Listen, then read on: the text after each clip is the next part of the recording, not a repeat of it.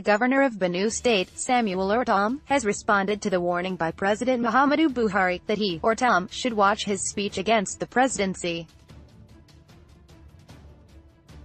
In a statement yesterday through the senior special assistant to the president on Media and Punlicity, Garba Shehu, the president warned Governor Ortom against alleged hate speech.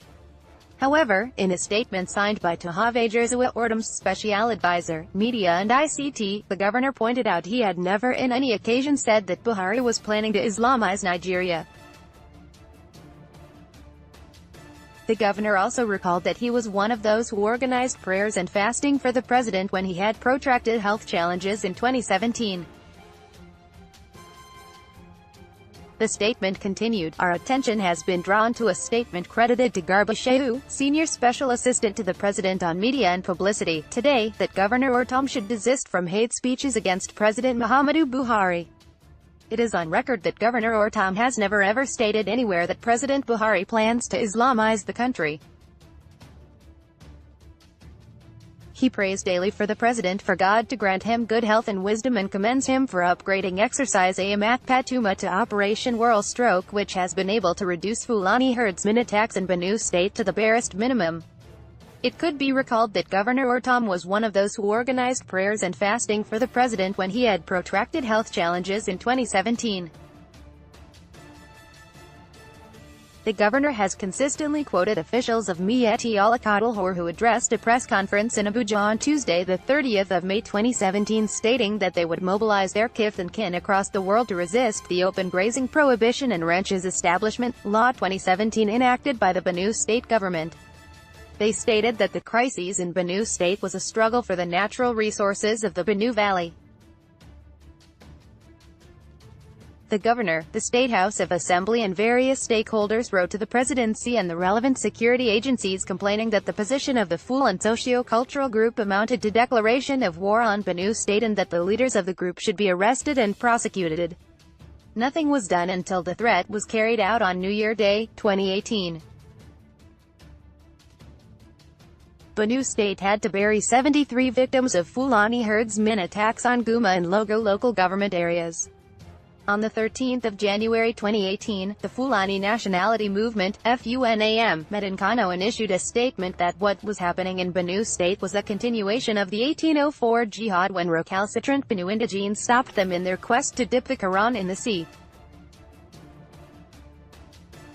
They stated that they were currently equipped with weapons and political power to continue with the agenda.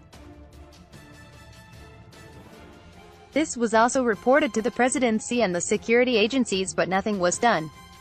It must have been the guilty conscience arising from the failure to forestall these attacks and their enormous deadly consequences that may have prompted the presidency to issue today's mischievous statement. More so that, in the aftermath of the attacks, President Buhari did not offer any message of sympathy or condolence to the bereaved families and the people of the state. The best that came from him when major stakeholders from the state visited him in Abuja and after a long-expected visit to the state was that Benue people should learn to live with and accommodate their neighbors. In all these, Governor Ortom does not hold the president responsible. The well-known cabal in his administration might be responsible for his ignorance of the real situation on ground. Top-notchers of his administration have blamed the Benue law for sparking the farmers-herders crises in Benue State without explaining what is responsible for the crises in other states including Zamfara, Adamawa, Plateau, Kaduna, Kogi, Ebonyi, Oyo, Ogun, and several others where there is no such law. Others say the blocking of grazing reserves and cattle routes is justification for the conquest and occupation agenda. The presidency at a time issued a statement that it is better to give up land and be alive than hold to it and die. Meanwhile, the presidency may also not be aware of the Miyetti Allah and its supporters' agenda in Benue State, which includes the perpetration of impunity with the connivance of the police and other security agencies. This explains the constant transfers of police commissioners in Benue State as a search for those who will dance to the whims and caprices of APC leaders in the state. The presidency has displayed gross ignorance on the salary situation in Benue State. Throughout 2018, salaries were paid consistently and up to date, besides the fact that the Benue State University does not have any arrears of salaries. Benue State is owing salary arrears because it pays the highest salary in the country after Lagos and River State, and has been affected by the recession through which the entire country passed through, especially from 2015 to 2017. Several other states, including those being governed by the All Progressives Congress (APC), have greater salary payment challenges, which affects majority of states. The presidency has never come out openly to express support for the open grazing prohibition and ranches establishment law 2017.